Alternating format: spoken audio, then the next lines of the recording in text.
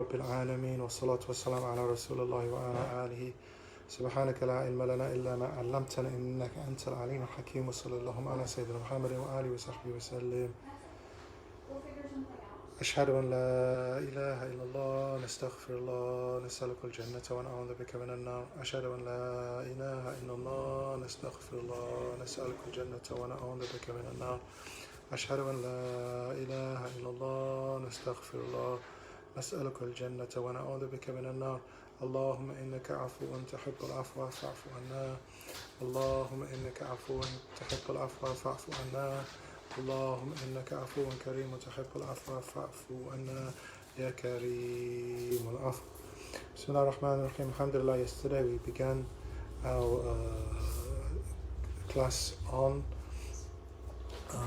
Surah Ar-Rahman, and we did a general introduction and we covered the very first verse, which is simply Ar-Rahman. So the surah begins Bismillahir-Rahmanir-Rahim.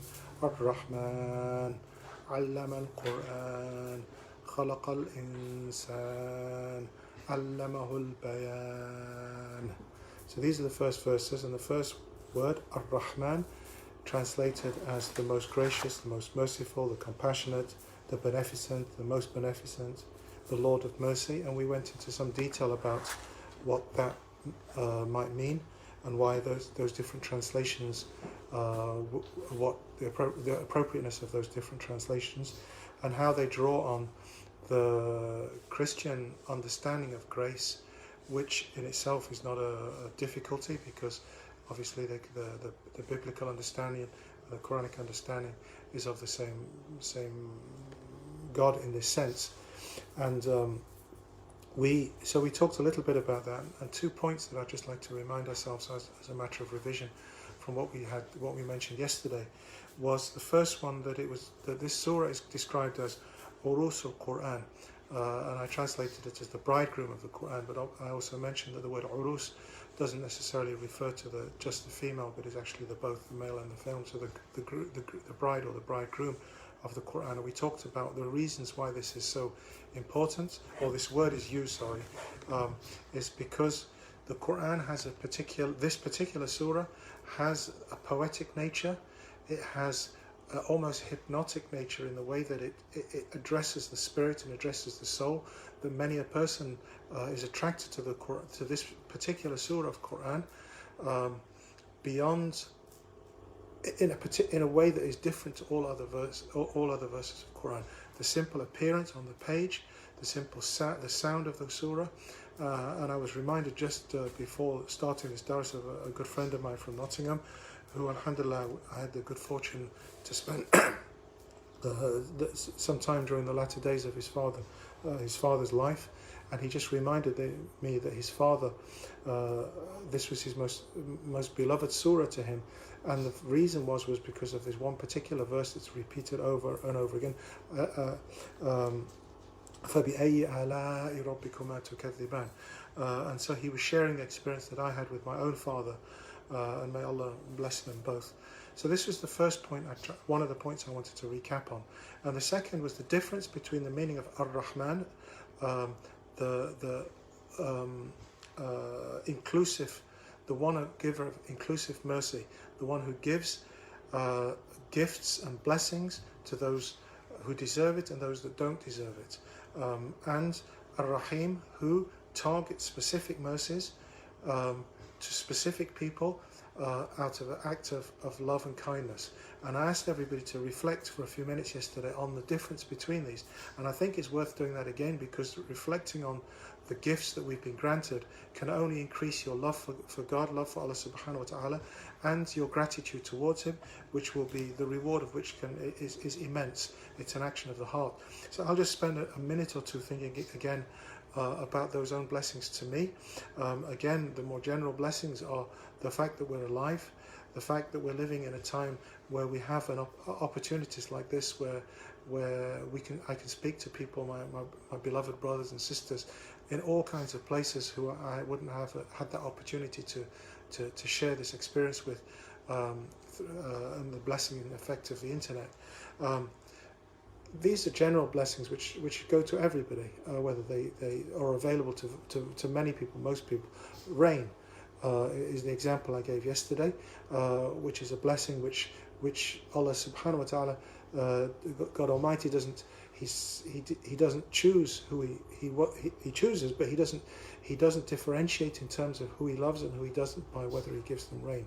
And then there are blessings which he gives very, very specifically, and these are perhaps the ones that we should spend a little more time occasionally reflecting on. And the example I gave yesterday was a particular book which I can see from as I was reading, as I was giving this dars. But it doesn't have to be something of that nature. It could be something, for example, every time I open our fridge, I remember this fridge as being a particular milestone in my life. It was a gift from a beloved family at a time where I was concentrating. We were planning on as I mentioned, Sarah just coming out of hospital, and I was planning for that, and on many things I wasn't able to cope with and deal with, because we had to move house.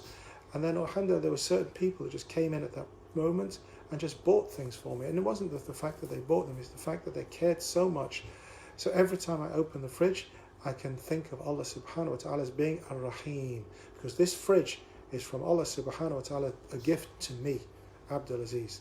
This is the fridge, the only one of its kind, given to me. So that ability to be able to say, Ya Rahman, Ya Rahim, Ya Rahman, Ya Rahim, is something that we should try and... It's actually very easy if we just put the effort into it, that we just cut ourselves off for a couple of minutes. If we can do it every day, it's even just to think of the gifts that we've been given, which are generic, inclusive to the alhamdulillah many people have, and that people have whether Allah loves them or doesn't particularly love them, or and here those that show He loves me specifically, me, Abdul Aziz, so that's quite important. So inshallah, just maybe give a few seconds for people just to try and count three blessings that are specific to them.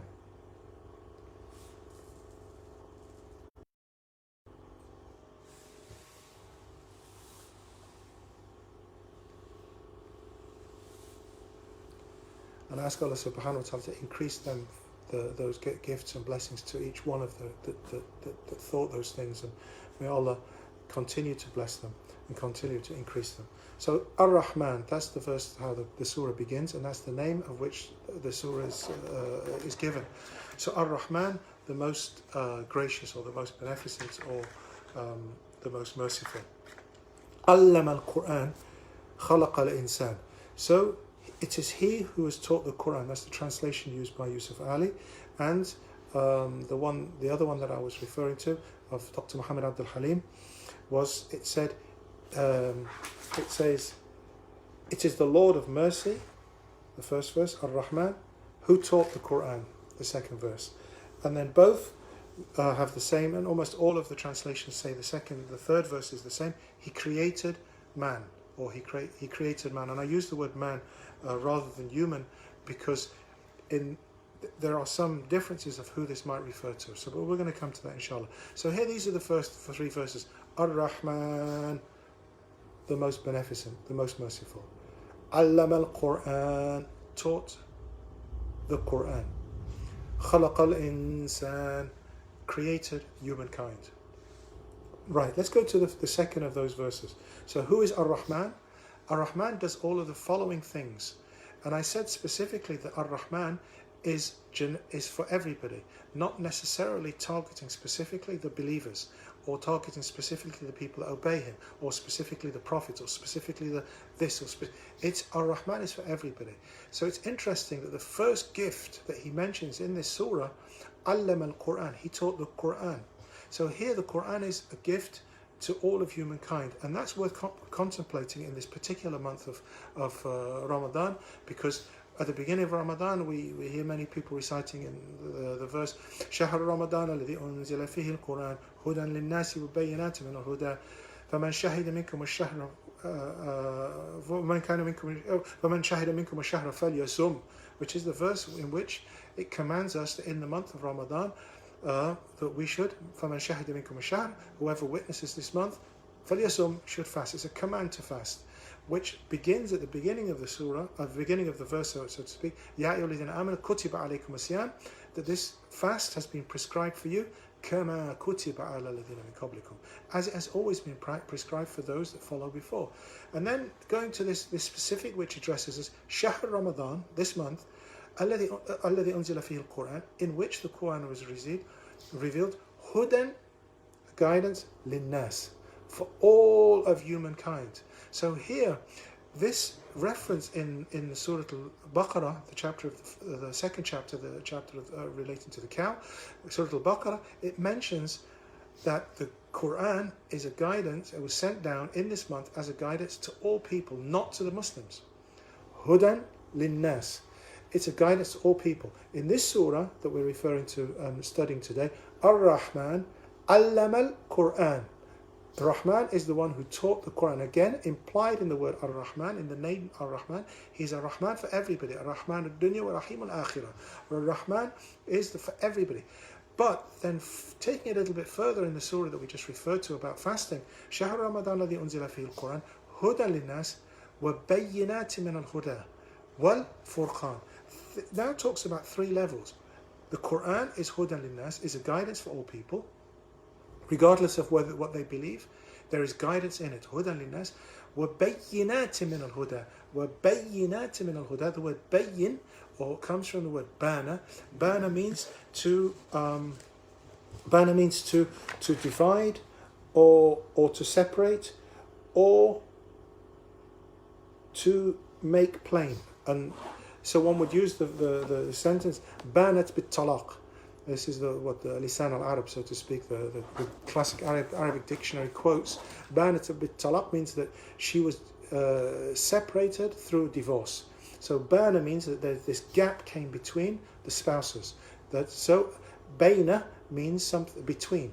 So bayin becomes a clear gap between. So the word bayin, or bayan, as it then becomes in this particular verse, becomes that which makes something clear. So a bayan, the way that the classical Urdu, so to speak, is used, when somebody says I'm giving a bayan, it means it's giving a discourse. So bayina means a proof, or something which clarifies a matter. So hudan linnas is the Quran is a guidance for people. وَبَيِّنَاتِ مِنَ الْهُدَى. But from this guidance, al-huda, there comes bayinat, clarification, and this clarification is for those who approach the Quran in a particular way. So the Quran is a guidance for everyone, but it's a bayina, for those people who seek that guidance and who interact with that guidance, who believe in that guidance and want to draw from that guidance. And as a result, they get al-furqan. So huda linnas wa bayyinat min al-huda wal-furqan. Furqan means the distinction between right and wrong. The ability to distinguish that this is right and this is wrong. This is right and this is wrong. And when a person connects to the Quran more and more, it becomes clearer to them. They develop the ability to identify what is right and wrong at different levels. And I'll give you the example of Imam Shafi'i, that he went without food for long periods of time because he doubted the permissibility of a lot of the food that was presented to him or that was available to him. So rather than that, he would not eat. And on one occasion, he went to visit his student, Imam Ahmad bin Hanbal. And among the things that happened during that night was that his daughter, who had seen him, who'd prepared food for him that night. So Ahmad bin Hanbal's daughter prepared food for the father of the Shaykh of his father, the teacher of her father. Sorry, and she was surprised because when he saw the food, his eyes like kind of popped out, and he started to eat like he'd never seen food before. And she was quite disappointed in this because she was thinking, "Oh, my father is this, and his Shaykh, his teacher, is like." Yeah, he's greedy and he's gluttonous and other things that happened during that night. And then she overheard him speaking the night as he was leaving, when Imam Shafi'i said to his student Ahmad ibn Hanbal, he says, I had a beautiful night, this happened and this happened and this. And among the things that happened, he says, and when the food was presented, I could see light emanating from it. And every time I saw the light, I needed to eat from this food. So here, Al-Furqan even gets to the point where somebody can look at something and identify whether it's halal or haram just by looking at it. So Al-Furqan, how does somebody get this Furqan? Go back to the verse, which is very pertinent to where we are in the month of Ramadan. The month of Ramadan, Shahr Ramadan, alladhi unzila fihi al-Quran. The Quran was revealed. Hudan linnas, guidance for all humankind. Everybody gets guidance from it. وَبَيِّنَاتٍ مِنَ الْهُدَى, and clarification from this guidance. وَالْفُرْقَانَ, and ultimately it will give you the Furqan. It will give you this ability to just look and see, or to hear, yes, that's true, that's not true, that's true. And that's particularly important in this day and age where lies seems to be the norm and truth seems to be nadir. It seems to be very, very rare. So go back to this verse and connect it to that. Allama al-Quran, he taught the Quran. So Allah subhanahu wa ta'ala says, he is the Rahman and he taught the Quran. Now, Ajib, think about this, that's amazing. One of the signs is that he taught the Quran. And as I mentioned yesterday, that part of the reason why the surah was revealed was that the people asked, where did Muhammad sallallahu alaihi wasallam get this Quran from? Where did this come from? And then the answer was Ar-Rahman, allama al-Quran, that it was Allah, the Rahman, the most merciful one. And interestingly, it doesn't say Allah taught. Ar-Rahman taught. Ar-Rahman allama al-Quran, taught the Quran. خلق الإنسان, and he is the one that created humankind, or he is the one that created Muhammad sallallahu alaihi wasallam, which is why I used to translate it as man, because it could possibly mean Muhammad sallallahu alaihi wasallam in this particular context. But we'll come to that in a second, inshallah. So here, allama means that he taught directly. And somebody put a question to me, a translation that was missed out in a book. So he's comparing the translation with the Arabic, and it says, and God grants knowledge to people, but in the Arabic it says ilm al-ladunni, and the person very wisely and very astutely spotted that the translation missed out one particular word, al-ladunni.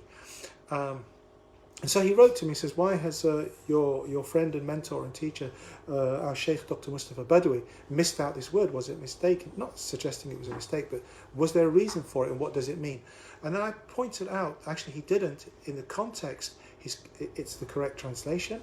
However, he missed it out because it's difficult to translate the word ladunni. Ladunni implies two things. One, subtlety, very subtle, and the other is something which is very close. So ilm al-ladunni is considered to be direct knowledge, where Allah just gives knowledge straight into the heart without a person striving for it. So there's two types of knowledge. Ilm al-kasbi, that knowledge which you acquire either through study or through exercise or through experiential knowledge. This kind of thing is what we call ilm al-kasbi. But ilm al-laduni, it just bang, it just hits your heart. And this is because Allah just decided that He wants to place something in your heart.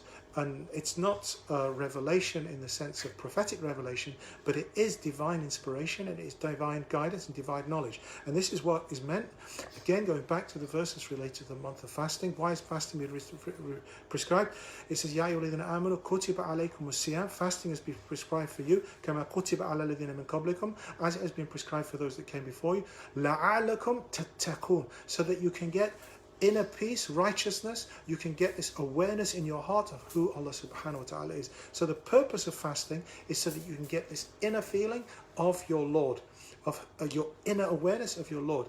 And if you have this, Allah says in another verse, ittaqullah wa yu'allimakum Allah. Have taqwa, have this inner feeling, have this righteousness, have this piety, have this inner feeling, have this spiritual connection, have this awareness, whatever you want to translate. I don't like to translate because it just does, none of those words cover taqwa. If you have it, ittaqullah, you should strive for it. Ittaqullah, have it. وَيُعَلِّمَكُمُ اللَّهُ. And as a result of that, Allah will teach you. And I'm going to come to some specific examples of that in a couple of minutes. So this is one of the meanings of allama al-Quran, and it's the most obvious meaning of allama al-Quran. He taught the Quran. So if you took it word by word, allama, he taught, al-Quran, He taught the Quran. Nice and easy. However, there's a subtlety to this which can probably only be understood by those that have a little bit of insight into the Arabic language. For that reason, I'll just try and explain that, is that the word allama, is he taught, is connected to the word allama. Now, allama is actually interestingly used for somebody who is extremely knowledgeable. So you have the word alim, is a knowledgeable person or a scholar, and allama, which is like I don't know, super sheikh. I don't know if that's the right. Maybe that's a bit too flippant to use in a dars like this. But allama is like a sheikh or an alim, a scholar who's gone well beyond that. And it's very rare that you use this in Urdu. It's the only allama I can think of it ever being used for is allama iqbal. So allama is like the most extremely learned. But actually, allama means a mark. Allama, so Idris would say his daddy's got a button on his neck, and every once in a while, and even in the dars, some people have noticed him coming up and just pressing my neck and then walking off. And the reason why is because he thinks there's a button there. There isn't actually a button, it's a mole. It's what we would call in Arabic an alama. The alama of Abdul Aziz, the mark which marks that this is his father, is this button. So every once in a while he comes up and just checks it's still his father. He presses the button. So he presses the alama, the mark. So alama means a sign, a mark. And it's interesting because the word that we use for a verse of the Quran is ayah, a sign. Or you could use it at the end of the sign, at the end of each verse in the Quran, you have what we call alama, which some people might translate as a full stop. It's not. It means a marker to indicate that this sign is complete. This ayah. Ar-Rahman, alama. Allama al-Quran, alama. So translation of full stop doesn't quite fit there. But what it means is there's a sign to indicate the verse is ended. Now the word alama means sign. What is it? Why is that interesting? And how does it connect to the way that we call allama iqbal? Is that in some cultures, the word ayah could be used for a human being. And I remember this of my own teacher, Sharif Abdul-Rahman Khitami. It was the first time I heard a Sunni alim refer to his teacher as ayah. Ayah. Huwa ayah min ayatillah. He's an ayatullah. That he is a sign of Allah. And of course I'd heard it, as all of us had, when we're referring to the Iranian clergy. But the actual meaning of it is something which is deep within the connection of the Quran. It's an ayah, a sign. Now, why is this interesting in this particular verse, and why it means allama al-Quran? The word allama means he made the Quran an alama. He made the Quran as a mark. He made it like the button in my neck for Idris. He made it as your marker. He made it as your sign. He made it as your flag. And I says those that understand grammar would understand that the word alam, that when a word is an alam, it literally means a flag, and it has a particular grammatical understanding. And I remember I couldn't get this when I was studying grammar, and my Shaykh, Mahmoud Galal, may Allah preserve him, he said, look, alam is a flag. Imagine a mountain, and you got the mountain, you put a flag. That's alam. I says, okay, I understand now. Now that's interesting, because just like the alam on my neck, the alam, the Quran becomes an alam, becomes your flag of which you aspire to climb to. So allama al-Quran doesn't just mean he taught Quran, it means he made it a sign. Now there's two reasons why that's relevant. First of all, there's the most obvious one, which is this internalization of your relationship with the Quran, that you should recognize the Quran as being your sign. You should also refer to it as your marker.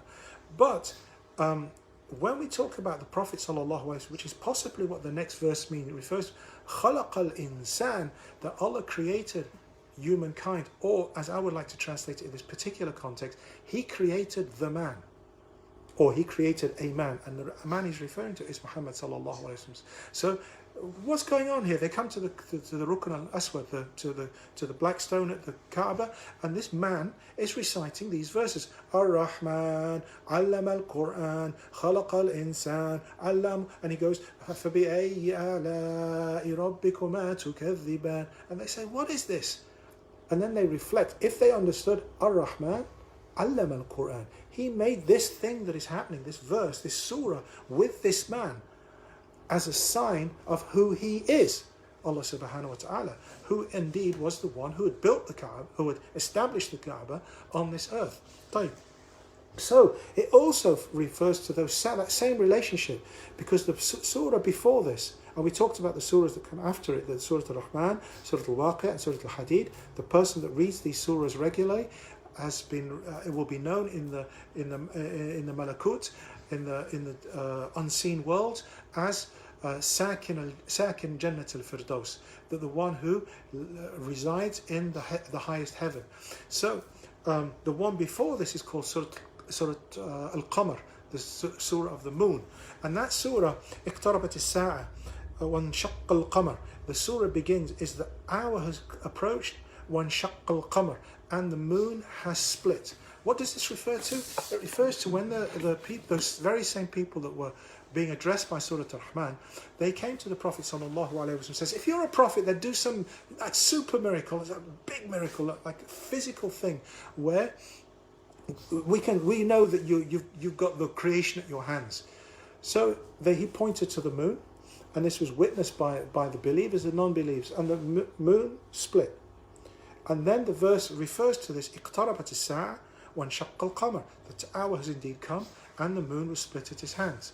So here this physical miracle that took place in Surah, referred to in Surah Al-Qamar, is then referred to again, or the miracle is referred to again, a miracle is referred to again in the next surah. So the surah before, اقتربت الساعة وانشق القمر, that the moon was split, and this one, Ar-Rahman, allama al-Qur'an, and this shows that this Qur'an is a miracle like the splitting of the moon, but actually it's a greater miracle.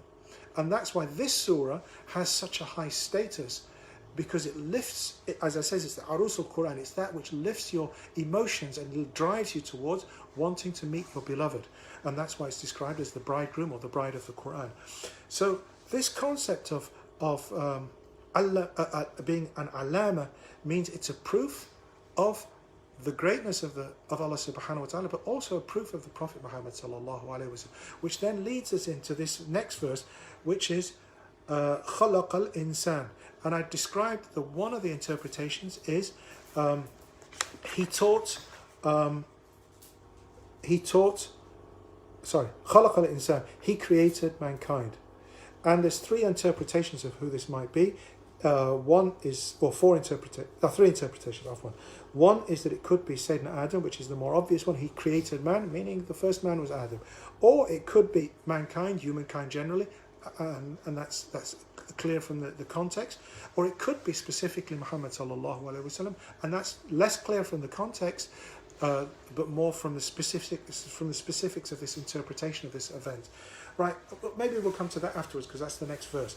But let me put a question to you, which is, if it says Allama al-Quran, Ar-Rahman, Allama al-Quran, Khalaqa al-Insan, it says he is the most merciful, he taught the Quran, and he created humankind, you and me. Why does he put the teaching of Quran before creating humankind? Why does he put teaching of Quran before creation? Because if he's created us, surely that means that shouldn't it come chronologically the other way around? And there's two answers to this. First of all, the first answer is because the miracle of the Quran is greater than the miracle of creation. And the importance of the blessing of Quran is greater than the blessing of creation. That's what one of the interpretations is. And I'll just explain how that relates to us, because that's actually quite a deep concept that I myself don't quite grasp. So I'm not even going to go there. But what I do grasp is that it is a means by which my humanity and my understanding of who Abdul Aziz Ahmed is comes. Without the Quran, I won't understand who Abdul Aziz Ahmed is, and I won't understand the purpose of the creation of Abdul Aziz Ahmed, or of the creation of humankind, meaning Sayyidina Adam and everybody that's descended. So the Quran actually gives me the interpretation, the understanding, the reality of who I am, and for that reason, that gives me more than actually being. Because if I'm just flesh and bone, I'm just going to go. Whereas knowing who I am makes me who I am. And knowing who I am, inshallah, will hopefully last beyond the death of this physical body. So that's one limited understanding of what the scholars have said about this being greater than creation. However, how did I get to that tiny bit of understanding? Is because I have a tiny connection to the Quran. There are people that have a greater understanding and a greater connection to the Quran. And that's what I'm going to quote Imam al-Haddad, who wrote a wonderful book called the Book of Assistance, Risalat al-Mu'awana. And in that, he said on the chapter on reciting Quran, he says, Quran is the ocean wherefrom the jewels of knowledge and the treasures of understanding are extracted. Any believer who is granted the way to understand it, his opening, fath, his opening becomes permanent, his light complete, his knowledge vast, and he never tires of reading it night and day. I'm going to read that again. Quran is the ocean wherefrom the jewels of knowledge and the treasures of understanding are extracted. Every knowledge, every single piece of knowledge, physical, spiritual, intellectual, even secular knowledge, and perhaps I'll tell you a story about a baker one day, but time is short. I may as well say it because I mentioned it now. There was it's a typically Egyptian story I learnt from my Shaykh, who I mentioned earlier, Shaykh Mahmoud Galan. Somebody went was kind of boasting that the Quran teaches everything. The Quran knows everything. If you know the Quran, you know everything. So somebody came and says, okay, if the Quran teaches you everything, where does it say how much flour you need for a loaf of bread? He says, it does teach you that. He says, okay, point to it. He says, come with me. So he took the person who was arguing with him. He took him to the khabbaz, the baker. He says, how much flour do you need for a loaf of bread? And he says, so much. He says, but you didn't get that from the Quran. You just go into the market and ask the baker. He says, no. The Quran says, the Quran says, ask the people of knowledge if you don't know. So I did. The Quran told me that if I need to know about how much flour there is in the bread, I go and ask the guy that knows.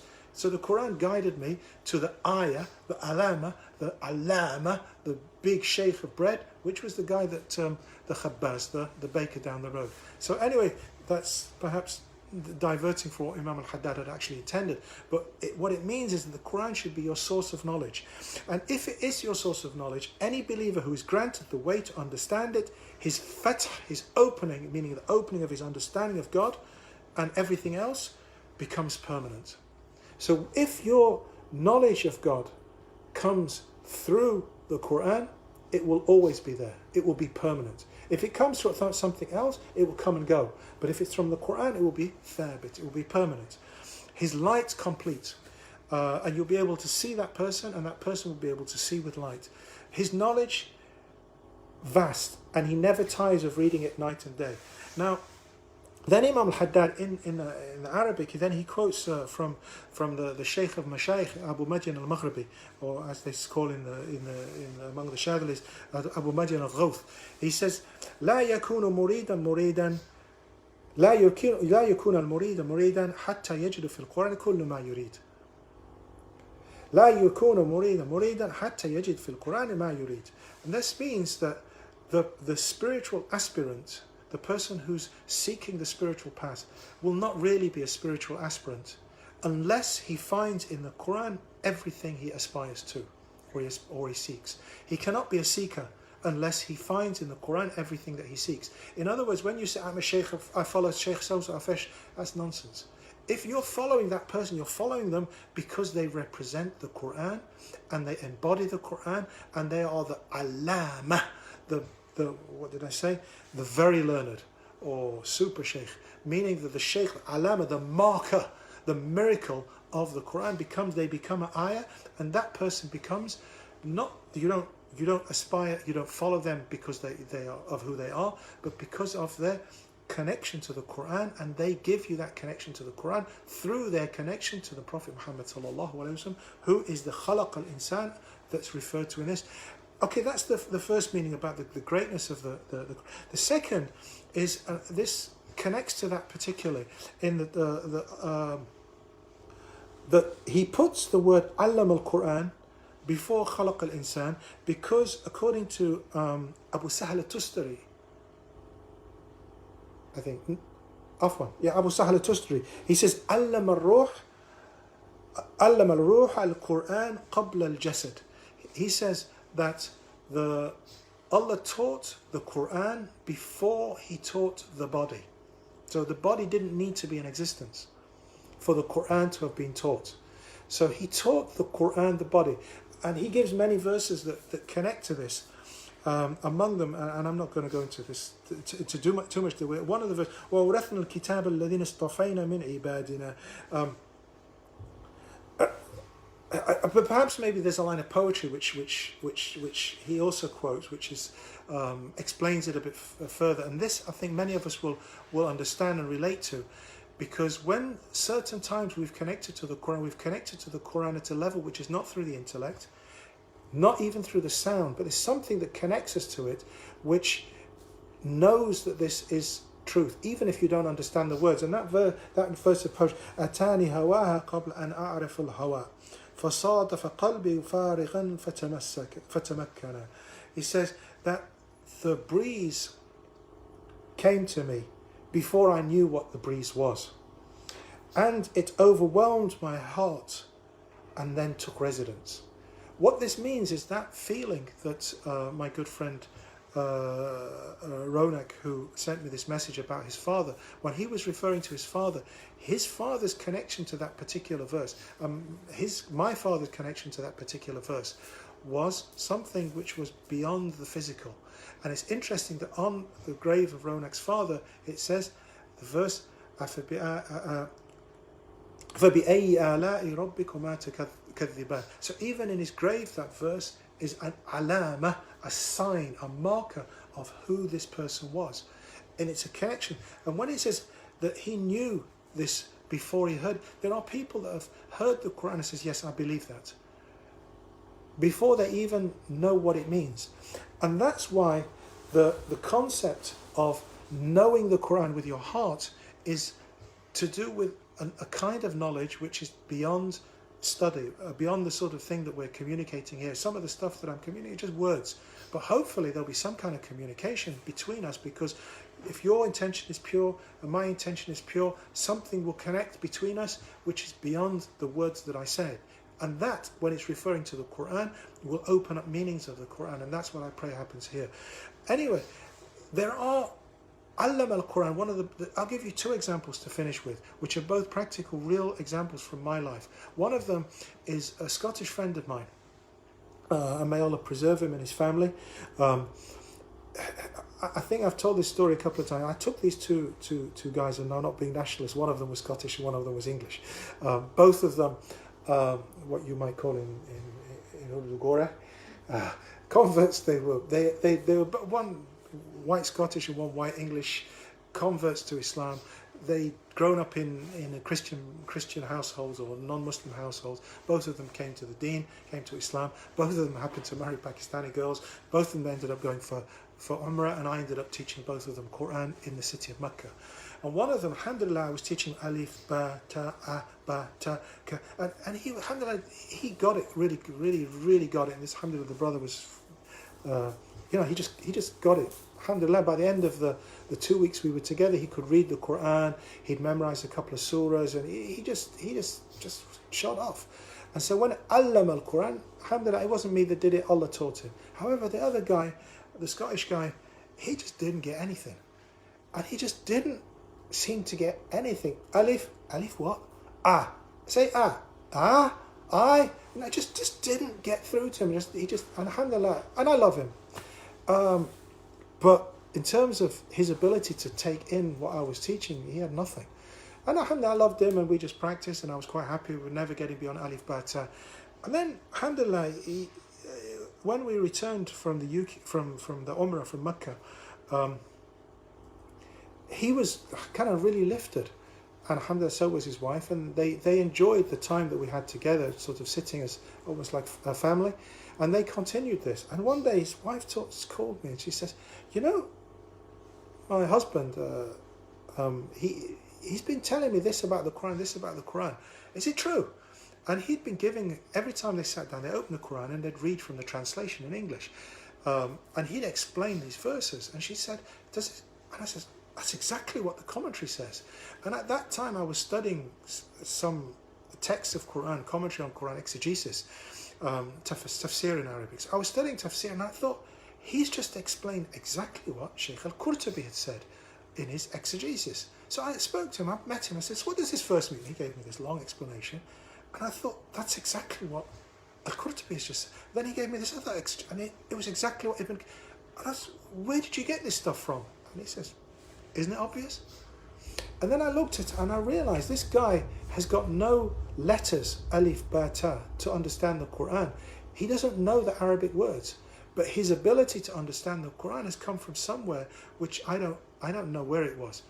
Think, Ar-Rahman, allama al-Quran, khalaqa al-insan. And in this case, I'm not going to say khalaqa al-insan means he created Adam, or he created humankind, or he created Muhammad sallallahu alaihi wasallam, but I'm going to say he created my pal Joe. My pal Joe. He created him, wa allama al-Quran, before he'd even created Joe. Before that person had embraced Islam, before that person was a human being, before somehow his spirit was connected to the Quran in a way that I could never connect to the Quran through my ability and my limited ability to study and to read Quran and read Arabic, which is far better than Joe's, but it's not real understanding. Allama al-Quran, he taught the spiritual understanding. And the second example is my own mother, is that she doesn't know alif ba ta. She didn't know alif ba ta up until the day she died. Her father was a scholar. Her grandfather was a scholar. Her uncle was probably the greatest scholar living in South Africa at the time. She was from a scholarly family, but somehow she didn't have even alif ba ta. And she had three surahs, three verses, three surahs. She'd Qul Huwallahu Ahad and a couple of other surahs, and that's all she'd memorized. But the thing is that I aspire to be like my mother, because when Quran was being read to her, she had such tranquility and peace. And I know this because in the time that she died, rahmatullah alayha, was the month of Ramadan, and I was blessed. Among the blessings that I count as my greatest blessings was I spent the last days of her life by her bedside reciting Quran to her, to the extent that I'd used to do, I read more Quran in that 23 days than I did in my whole life. And I got to a point where I would fall asleep reading Quran, and she was in a coma. And she would open her eyes to look at me when I'd stop reading Quran. So I'd read Quran, and I'd read for hours and hours, and fall asleep sitting, and I'd wake up, and her eyes are looking at me like, why did you stop? Why did you stop? And then as she died, she came out of her coma. She shouted at me, call all of the children. She called all of the children, and she told each one of us off till she got to my youngest brother Salim, and she said to him, are you not supposed to be telling me to say La ilaha illallah? And he was like in total shock. It was the middle of the night, he's been waking up. And I said to him, just say to her, your mum, say La ilaha illallah. So he repeated after me, say La ilaha illallah, which he says, that's better. La ilaha illallah.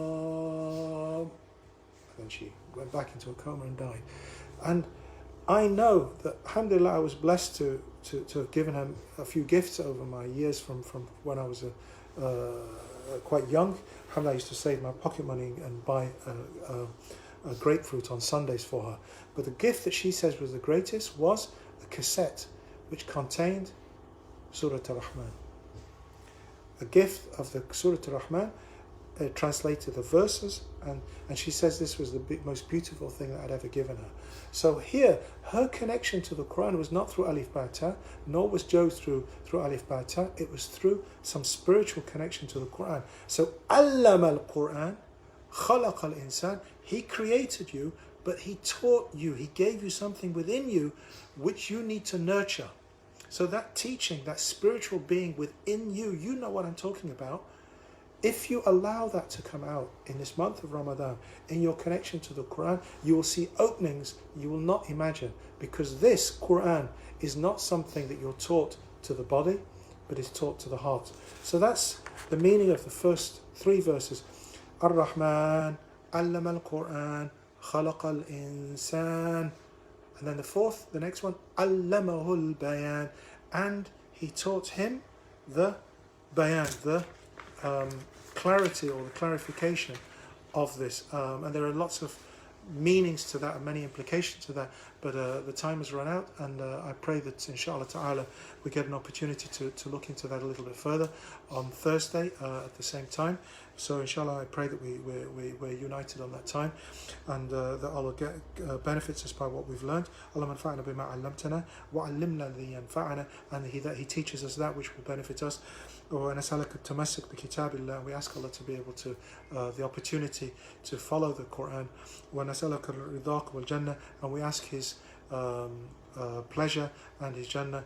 وأشهد أن لا إله إلا الله نستغفر الله نسألك الجنة ونعوذ بك من النار. أشهد أن لا إله إلا الله نستغفر الله نسألك الجنة ونعوذ بك من النار.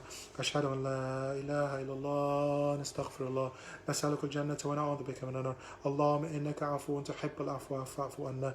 O you who loves to pardon, pardon us. اللهم إنك عفو تحب العفو فاعف عنا. اللهم إنك عفو تحب العفو فاعف عنا. اللهم إنك كريم عفو كريم تحب العفو فاعف عنا يا كريم. وصلى الله على سيدنا محمد وآله وصحبه وجزاكم الله خيرا والسلام عليكم.